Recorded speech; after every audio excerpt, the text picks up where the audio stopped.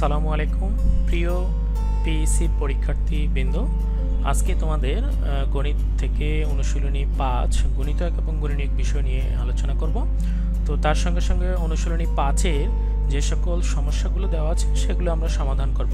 তো ছোট্ট বন্ধুরা আসো আমরা দেখে নিই কীভাবে সেই সমস্যাগুলোর সমাধান করতে হয়। আর হ্যাঁ, তার আগে বলা থাকবে, তুমি যদি আমার চ্যানেলে নতুন হয়ে থাকো অবশ্যই চ্যানেলটিকে সাবস্ক্রাইব করবে আর সাবস্ক্রাইবের পাশে থাকা বেল বাটনটি বাজিয়ে দিবে। তো আসো আমরা দেখে নিই অনুশীলনী 5-এর গণিত এক এবং গণিত একের যে গাণিতিক সমস্যাগুলো আছে সেগুলোর সমাধান।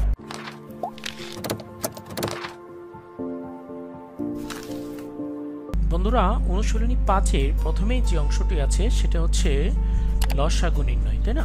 তো লসাগুটা কিভাবে নির্ণয় করতে হয় আমরা একটু নিয়মটা দেখে নিই। হ্যাঁ, দেখো তোমাদের বইয়ে খুব সুন্দর করে দেওয়া আছে লসাগু নির্ণয়ের নিয়মটা। প্রথমে বলা আছে, দেখো প্রথমত বলা হয়েছে যে সাধারণ মৌলিক উৎপাদ দ্বারা ভাগ করতে হবে। দেখো এখানে 18, তারপরে 12, তারপরে 14, এটাকে উদাহরণ দিয়ে দেখানো হয়েছে। সাধারণ মৌলিক উৎপাদ দ্বারা ভাগ, প্রথমে 2 দ্বারা ভাগ করলাম, 2 দিয়ে 18কে ভাগ করলাম 9, 2 দিয়ে 12কে ভাগ করলাম 6, 2 দিয়ে 14কে ভাগ করলাম। ওকে, এরপরে দেখো 3 দিয়ে ভাগ দিলাম। মানে যদি সবগুলো সংখ্যাকে ভাগ করার মতো কোনো মৌলিক উৎপাদ না থাকে তাহলে অন্তত দুটি সংখ্যাকে ভাগ করা যায় এমন মৌলিক সংখ্যা দ্বারা ভাগ করতে হবে। তাহলে 2 নম্বরে কি বলা হয়েছে? কমপক্ষে দুটিকে ভাগ যায় এমন মৌলিক উৎপাদ দিয়ে ভাগ করতে হবে। ওকে, 3 দিয়ে শুধুকে 9 এবং 6কে যায়, বাট 7কে যায় না। তাহলে 7 যেমন আছে তেমনই থাকবে। তো বলা ছিল অন্তত দুটি, তাই দেওয়া হয়েছে ভাগ। এরপরে দেখো 3 নম্বরে বলা হয়েছে থার্ড নিয়ম, অবিভাজ্য সংখ্যাটিকে নিচে নামিয়ে নিয়ে আসো। দেখো 3 দিয়ে 9কে ভাগ করলাম 3, 3 দিয়ে 6কে ভাগ করলাম 2, অবিভাজ্য কত? 7, তাই 7টাকেও নিচে নামিয়ে আনা হয়েছে। এরপরে বলা হয়েছে কি, উৎপাদগুলো গুণ করি। তাহলে দেখো কি কি ছিল উৎপাদ? এই যে 2 এখানে নামিয়ে আনছে, 3 এখানে আনছি, এই 3 এখানে আনা হয়েছে, এরপরে 2 এখানে লেখা হয়েছে, এরপরে ছিল 7, সেই 7 করেও লেখা হয়েছে। তাহলে সবগুলো গুণ করে নিলাম, তাহলে কত হলো? 252। তো বন্ধুরা, আমরা লসাগুর নিয়ম শিখে গেলাম। এইভাবে আমরা বইয়ের যে লসাগুগুলো দেওয়া আছে সেগুলো করব। এখন দেখো গসাগু কিভাবে করতে হয় সেই নিয়মটি আমরা শিখে নিই। গসাগু নির্ণয়ের ক্ষেত্রে একটা জিনিস খেয়াল করবে, গসাগু নির্ণয়ের উপায় কিভাবে নির্ণয় করবে। দেখো এখানে কত আছে? 56, 28 এবং 42। তো এই ক্ষেত্রে প্রথমত একই লসাগুর ক্ষেত্রেও যেরকম আমরা ভাগ দিয়েছি মৌলিক উৎপাদ দ্বারা, সেম ভাবে আমরা লসাগুর ক্ষেত্রেও দিতে হবে। সংখ্যাগুলো সাধারণ মৌলিক উৎপাদ দ্বারা ভাগ করি। দেখো 1 নম্বরে বলা হয়েছে এখানে, তাহলে 2 দ্বারা ভাগ করলাম। এরপরে যখন সবগুলো সংখ্যার কোনো সাধারণ গুণনীয়ক না থাকে তখন ভাগ বন্ধ করে দিই। দেখো এখানে এই যে 4, 2, 3 এদের কোনো কি বলা হয়েছে? সাধারণ মৌলিক কোনো উৎপাদ আর নাই। তাই কি করা হলো? ভাগ বন্ধ করে দেওয়া হলো। আচ্ছা, সাধারণ মৌলিক উৎপাদগুলো গুণ করি। তাহলে সাধারণ মৌলিক উৎপাদ কি কি? 2 এবং 7। এই যে 2, 7 গুণ করে নিলাম। এটি হচ্ছে 56, 42, 28 এর গসাগু। তাহলে এখন আসলে আমরা বইয়ের যে অঙ্কগুলো আছে সেগুলো সমাধান করব। বইয়ে বলা হয়েছে যে লসাগু নির্ণয়, অনুশীলনী 5-এর লসাগু নির্ণয়।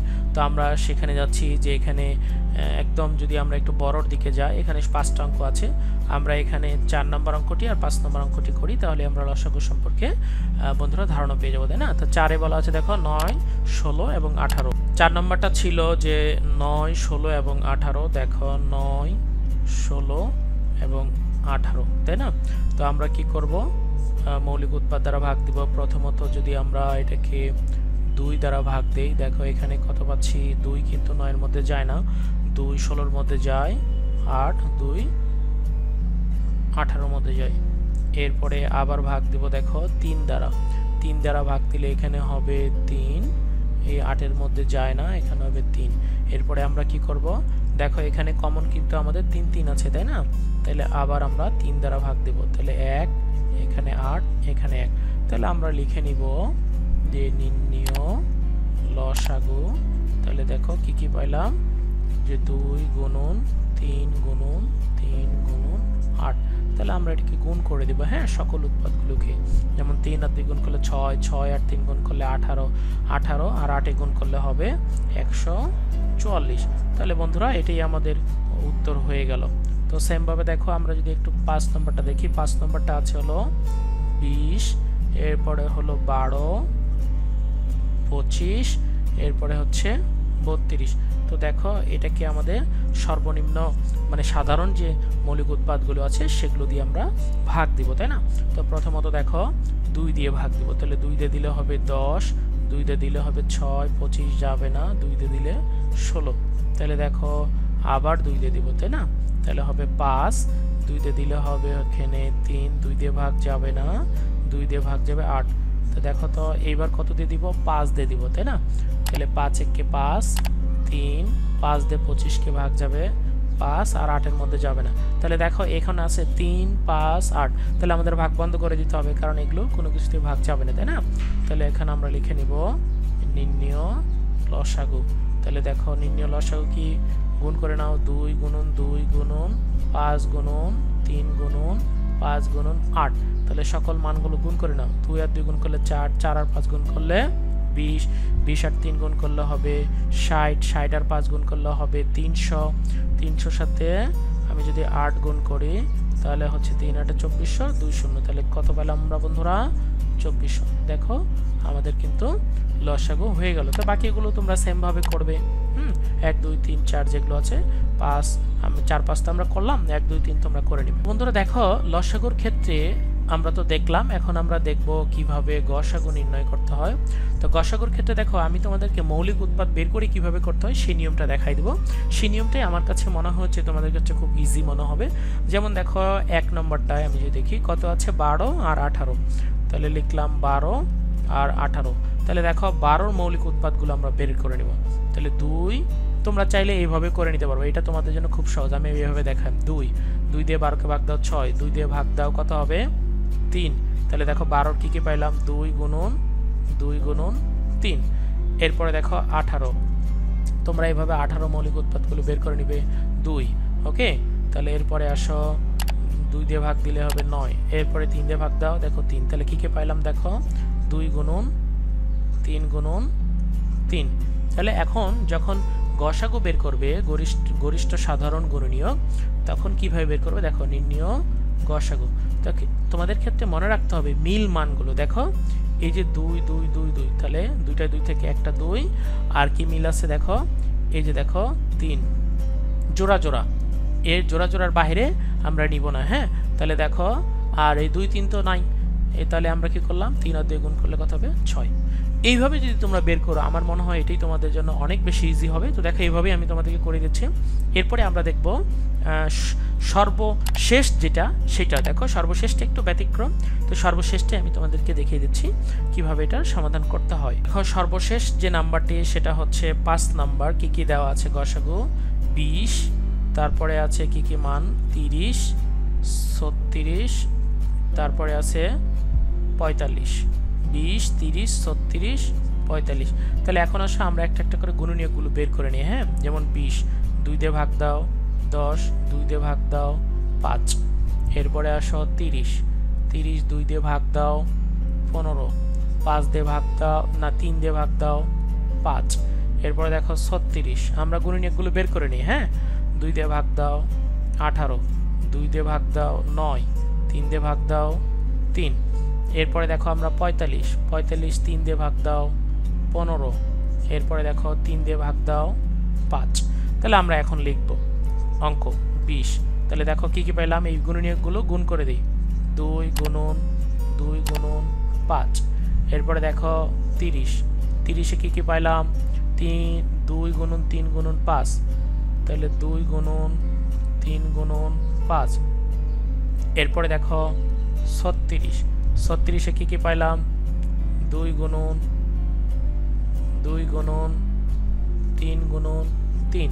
এরপরে দেখো 45 এ কি কি পাইলাম 3 গুণন 5। এখন আমরা লিখব কি দেখো নির্ণয় গসাগু। বন্ধুরা একটু জিনিস খেয়াল করবে, দেখো এই ক্ষেত্রে কমন কোনো মান নেই। দেখো এইখানে যদি আমরা দেখি এখানে একটা 2, আমরা যদি একটু ক্যালকুলেশন দেখো এখানে একটা 2, এখানে একটা 2, এখানে একটা 2, বাট এখানে নাই, তাহলে 2 গ্রহণযোগ্য হবে না। হ্যাঁ, এখন আসো এখানে 5 একটা, এখানে একটা 5, এখানে নাই, এখানে আছে, তাহলে কি করতে হবে, এটাও গ্রহণযোগ্য হবে না, সব ক্ষেত্রে থাকতে হবে। দেখো তো সব ক্ষেত্রে কি এটা আছে না, এর সাথে 1 গুণ, এখানে 1 গুণ, 1 গুণ, 1 গুণ, সব ক্ষেত্রে 1 আছে না। এরকম খেয়াল করবে যখন কোনো অঙ্কের মধ্যে কোনো সাধারণ গুণনীয়ক মিল থাকবে না, তখন তাদের ক্ষেত্রে তুমি গসাগুটা বের করবে কত, 1। এটা মনে রাখবে, যখন সাধারণ কোনো গুণনীয়ক তুমি পাচ্ছ না, মিল পাচ্ছ না, তখন তাদের মধ্যে গসাগু বের করবে কত, 1। এটি হচ্ছে উত্তর। তাহলে বন্ধুরা আমরা এটি ছিল একটু ব্যতিক্রম, তাই আমরা এটা বের করলাম। ওকে, এখন আসো তোমাকে যদি বলা হতো যে এইটুকুর গসাগু বের করো, 20, 30, 36, বাকিটা নাই। ওকে, তাহলে আমরা কিভাবে করতাম, ধরো এটা নাই, এখন আমাদেরকে বলল যে এইটার গসাগুটা বের করে দেখাও, 45 নাই, তাহলে আমরা কি করতাম দেখো তো, তাহলে আমরা খুব সহজে বের করতে পারতাম। দেখো এই যে 3টা 2 আছে, ওকে, এই 3টা 2 থেকে একটা 2, এরপরে আসো এখানে 5, এখানে 5, এখানে নাই, তাহলে 5 হবে না। দেখো এখানে 3, এখানে 2 আছে, এখানে 3, এখানে 3, তার মানে আর কোনো সাধারণ গুণনীয়ক আছে, কোনো আর সাধারণ গুণনীয়ক আমাদের নাই। তাহলে দেখো এখানে 5 5, এখানে নাই, বাট এইখানে কি হলো, এইখানেও নাই, তাহলে আর সাধারণ গুণনীয়ক পাচ্ছি না, তখন আমাদের গসাগু কত হয়তো, 2। ওকে বন্ধুরা, এখন আসো যদি তোমাদেরকে বলে যে হ্যাঁ, এখন যদি তোমাদেরকে বলে যে এই যে 20 আর 30 এর লসাগু বের করে দেখাও, এটা নাই, গসাগু বের করে দেখাও, তাহলে তুমি কিভাবে করবে, তাহলে কি হবে, তখন তুমি কিভাবে করতে দেখো, তখন তুমি এভাবে করতে, এই যে দেখো মিল আছে কি কি, এখানে 2, এখানে কত আছে 5, তাহলে 2 এর সাথে তখন কি করতে, 5 গুণ করতে, তাহলে কত 10। তাহলে দেখছো বন্ধুরা, আমরা একটা দিয়ে বাকিগুলোর গসাগু কিভাবে নির্ণয় করতে হয় সেগুলো দেখলাম, তাই না। কি কি ছিল আমাদের, 20 ছিল, 30 ছিল, 36 ছিল, 45 ছিল আমাদের, কি 20, 30, 36, 45, এটার গসাগু বের করলাম, এটার গসাগু হলো 1। এরপরে আমরা করলাম কি 20, 30, 36, বললাম 45 নাই, এটার গসাগু বের করে দেখলাম 2, তারপরে 20, 30, 36 বাদ দিলাম, এটার গসাগু বের করে দেখলাম 10, তাই না। তার মানে একটা দিয়ে আমি মোটামুটি সবগুলো একটু শিখে গেলাম কিভাবে মৌলিক উৎপাদকের সাহায্যে গসাগুগুলোকে বের করতে হয়। এটা খুব সিম্পল, আমার মনে হয় বন্ধুরা এটা তোমাদের জন্য খুব সহজ হবে, তোমরা এই নিয়মটাকেই ফলো করো, ইনশাল্লাহ তোমরা ভালোভাবে করতে পারবে। এখন আসে আমরা পরবর্তী অঙ্কতে যাই। তাহলে আমরা দেখো 1 এবং 2 আমরা শেষ করলাম, 1 শেষ করলাম, 2 শেষ করলাম, 2 এর 5 নম্বর অঙ্কটি করলাম। এই 5 থেকে আমরা অনেকগুলো অঙ্ক শিখলাম। তো দেখো আমরা 3 নম্বর অঙ্কটিতে যাব। 3 নম্বর বলা হয়েছে একটি রাস্তায় কিছু গাছ এবং ল্যাম্পপোস্ট আছে, 25 মিটার পর পর গাছ এবং 20 মিটার পর পর ল্যাম্পপোস্ট আছে। রাস্তার শুরুতে গাছ ও ল্যাম্পপোস্ট একত্রে থাকলে কত মিটার পর পর গাছ এবং ল্যাম্পপোস্ট পুনরায় একসাথে থাকবে। দেখো অঙ্কটা কিভাবে করতে হয়। অঙ্কটা বন্ধুরা খুবই সিম্পল, পড়ে মনে হচ্ছে অনেক কঠিন, তাই না। এই যে চিত্রটা দেখো খুব সুন্দর করে বুঝিয়ে দেওয়া আছে। তাহলে এখন আসে আমরা অঙ্কটির সমাধান দেখি। তাহলে দেখো 3 নম্বর সমাধানটি কি লিখলাম। 3 নম্বরে লিখলাম নির্ণীয় দূরত্ব হবে 25 এবং 20 এর লসাগু যত তত মিটার, তাই না। তাহলে এখন কি করতে হবে, 25 আর 20 এর লসাগু বের করতে হবে। তাহলে 25 20, এটা 5 দিয়ে ভাগ দিলাম, 25 কে 5 দিয়ে ভাগ দিলে হবে 5, 25 কে 5 দিয়ে ভাগ দিলে হলো 5। এখন এসব 20 কে 5 দিয়ে ভাগ দিলে হবে 4। তাহলে নির্ণীয় লসাগু কত হবে, এই 5 গুণন 5 গুণন 4, তাহলে সব গুণ করলে কত হলো 100 মিটার। তাহলে অতএব আমরা কি লিখব, রাস্তার শুরুতে গাছ ও ল্যাম্পপোস্ট একত্রে থাকলে 100 মিটার পর পর গাছ ও ল্যাম্পপোস্ট পুনরায় একত্রে থাকবে। তাহলে বন্ধুরা আমরা বুঝলাম যে 100 মিটার পর পর কি হলো, গাছ ও ল্যাম্পপোস্ট পুনরায় একত্রে থাকবে। তাহলে উত্তর আমাদের কত হলো, 100 মিটার। তাহলে আমরা কি দেখলাম যে 100 মিটার পর পর, হ্যাঁ 100 মিটার, এখানে দেখলাম 100 মিটার পর পর গাছ ও ল্যাম্পপোস্ট একত্রে পুনরায় একসাথে থাকবে। এখন আসো এই যে 4 নম্বর অঙ্কে বলা হয়েছে দেখো 3টি ভিন্ন রং এর ঘন্টা আছে। লাল রং 18 মিনিট পর পর, হলুদ রং এর ঘন্টা 15 মিনিট পর পর এবং সবুজ রঙের ঘন্টা 12 মিনিট পর পর বাজে।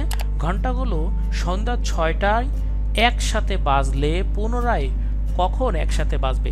তাহলে এই ক্ষেত্রেও কিন্তু দেখো যে ঘন্টা যে 3টি আছে না, কত কত 18 15 আর হচ্ছে 12, এদের যদি আমরা লসাগু বের করি, এই লসাগুটাই কিন্তু হচ্ছে কখন বাজবে, লসাগুর যে উত্তরটা বের হবে এই পুনরায় কখন বাজবে সেটাই কিন্তু আমরা উত্তরটা বের করে আনতে পারবো।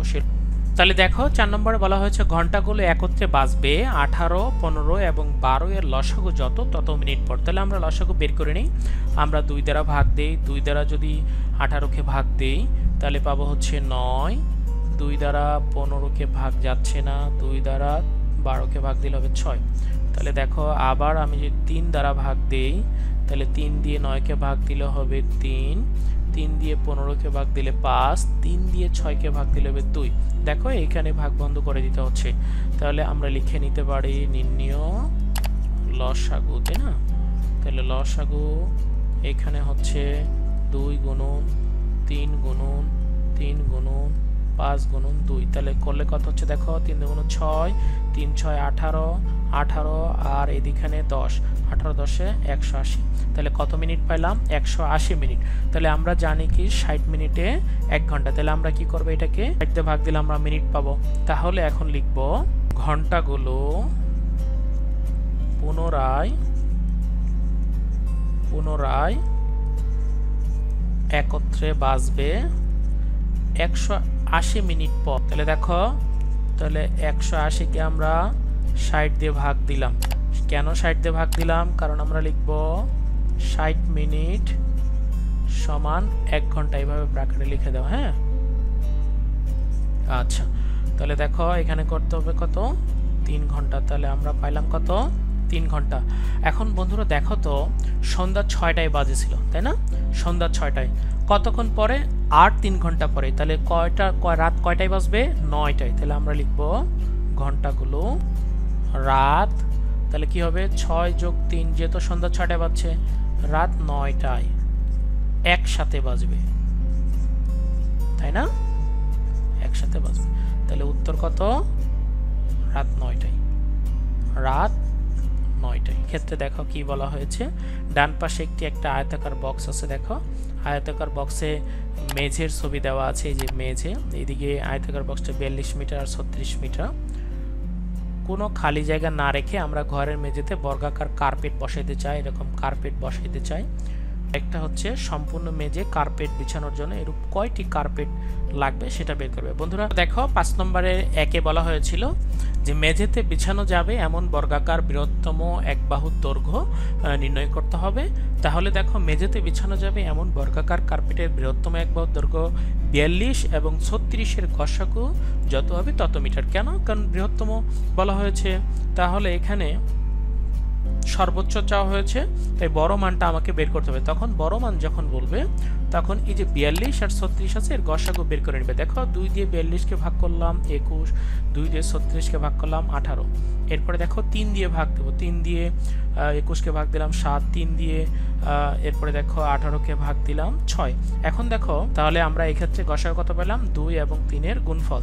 তাহলে কত পেলাম? 6 মিটার। তাহলে মেঝেতে বিছানো যাবে এমন বর্গাকার কার্পেটের এক বর্গদৈর্ঘ্য 6 মিটার। তোমরা চাইলে বন্ধুরা এইভাবেও করতে পারতে। আমি যেভাবে দেখাইছিলাম 42-এর গুণনীয়ক বের করে 2, 21 দুগুণ 42, তাই না? 3, 3 সাথে 21। তোমরা চাইলে 42 এইভাবে বের করে নিবে 2 গুণন 3 গুণন 7। এরপরে ছিল 36, 36-এর গুণনীয়ক বের করে নিতে 36, 2 দিয়ে ভাগ দাও 18, 2 দিয়ে ভাগ দাও 9, 3 দিয়ে ভাগ দাও 3। তাহলে কত পেলাম? 2 গুণন 2 গুণন 3 গুণন 3। তাহলে তোমরা এই ক্ষেত্রে গসাগুটা বের করে নিতে পারতে। গসাগু কত? দেখো এই ক্ষেত্রে 2, 2টা 2 থেকে একটা 2, আর এই 3, 3 এই থেকে একটা 3, আর কোনো কিছু নেওয়া যাবে না। তাহলে 6। তোমরা চাইলে এইভাবে তোমরা গসাগুটা, এইখানে যে গসাগুটা করা হয়েছে তোমরা এইভাবে করতে পারো। ওকে বন্ধুরা, তাহলে আমরা দেখলাম এই ক্ষেত্রে এক বর্গদৈর্ঘ্য কত পেলাম? 6 মিটার। এরপরে আসলে 2 নম্বরে বলা হয়েছিল, যে প্রশ্নে বলা হয়েছিল সম্পূর্ণ মেঝেতে কার্পেট বিছানোর জন্য এরূপ কয়টি কার্পেট লাগবে। আমরা এরকম একটা আয়তক্ষেত্র ছিল, যে আয়তক্ষেত্রের দৈর্ঘ্য ছিল 42 মিটার, এটা ছিল 42, আর প্রস্থ কত ছিল? 36, তাই না? তাহলে এইদিকেও হবে 42 আর এদিকেও হবে 36। কারণ আয়তক্ষেত্রে কি হয়, এই বাহু সমান হয়, বিপরীত বাহুগুলো সমান হয়, এইটা আর এটা সমান হয়, তাই না? তাহলে আয়তক্ষেত্রের দৈর্ঘ্য যা ছিল 42 মিটার লিখে নিলাম, প্রস্থ যা ছিল তা লিখে নিলাম। আয়তক্ষেত্রের ক্ষেত্রফল নির্ণয়ের সূত্র কি? দৈর্ঘ্য আর প্রস্থ গুণ করে দিতে হবে। দৈর্ঘ্য 42, প্রস্থ 36। তাহলে 42 আর 36 যদি আমরা গুণ করি, তোমরা রাফ করে নিবে, 6 দুগুণ 12, এখানে 4 6 24, 24 আর একে কত পাবে? 25, হাতের 1 নিয়ে 3 দুগুণ 6, 3 4 12, তাহলে দেখো 2 5 6 11, 2 2 4, 2 আর 2 4 আর 1 5, এই কত পেলাম 1512। তোমরা এইভাবে এটাকে রাফ করে নিবে। ওকে, তাহলে দেখো আমরা কত পেলাম 1512 বর্গমিটার। তাহলে এখন এসে কার্পেটের এক বাহু 6 মিটার।